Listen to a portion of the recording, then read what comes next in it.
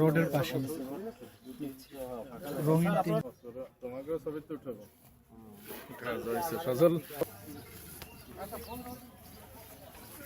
ঠিক আছে ভাই সর্বোচ্চ আছে 6 ইঞ্চি 7 ইঞ্চি 10 ইঞ্চি বা 12 টাকা আছে ওই 20 সেন্টিমিটার আছে কত 18 বলে কোন যন্ত্র লাগবে নাকি আফজল ভাই এদিক জাটকা সংরক্ষণ কার্যক্রমের অংশ হিসেবে আজ গোপন সংবাদের ভিত্তিতে আমরা